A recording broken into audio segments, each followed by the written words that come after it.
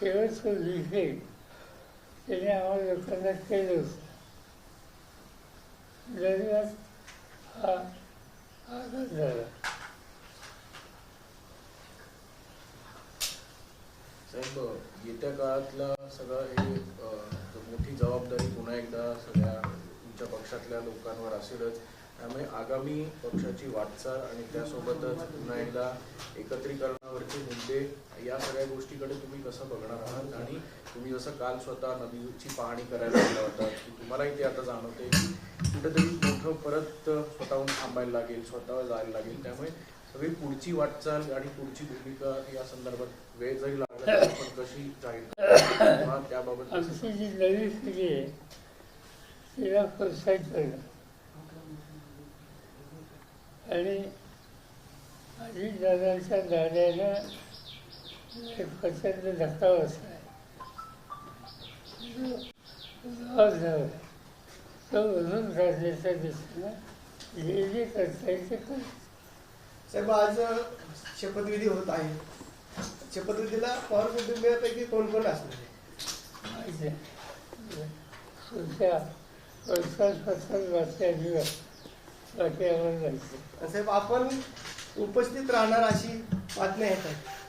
कसं आहे आपण जाणार आहात? नाही काही माहितीच नाही. आधी आहे का नाही हे व्हायचं. साहेब, खरं तर या संदर्भात कुठली चर्चा झाली तर अजितदादांच्या जाण्यामुळं अनेक गोष्टी ज्या आहेत त्या वेगळ्या झालेल्या आहेत असं दिसतं. त्यावर त्या संदर्भात कुठची चर्चा झाली का तुमची आणि इतर राष्ट्रवादीशी की या संदर्भात शपथविधी होतोय किंवा कुटुंब मनाची कुठली? कोणाशी नाही. नरेश अरोरा काल आलते. सुप्रियाताई बी त्या नरेश अरोरा कोण हे मला माहिती. या घरचं नवीन लोकच जायचं. काल आपण तातडीने नदीवर येऊन पाहणी केली. एवढं दुःख असताना सगळं आज जे बोलत होतं त्या पाण्यामुळं फार लोकांना यात नाही.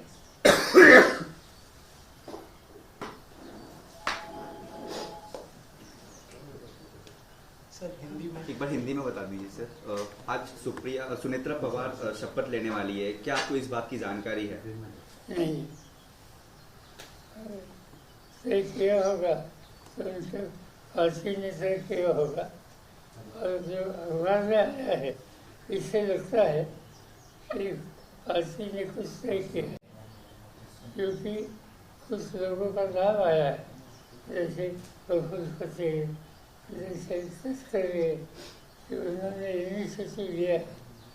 पहले इनके फांसी में इंटरनल कुछ न कुछ तय किया होगा. कल नरेश अरोड़ा की मीटिंग हुई थी सुनेत्रा पवार के घर. हम जानते नहीं.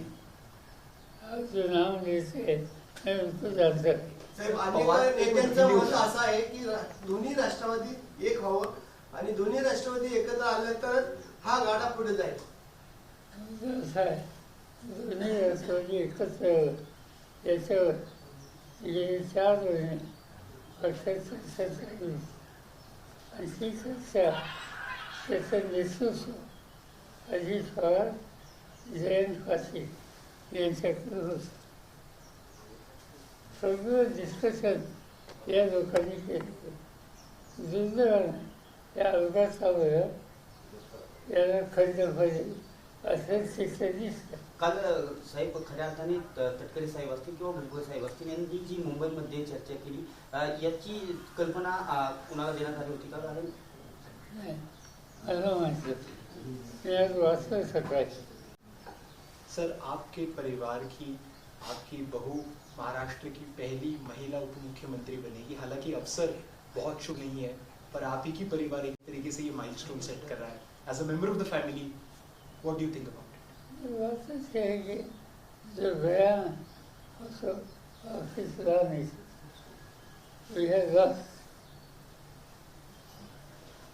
अभी आज ऐसी स्थिति में कैसे सामना करना इसमें ध्यान देना पड़ेगा.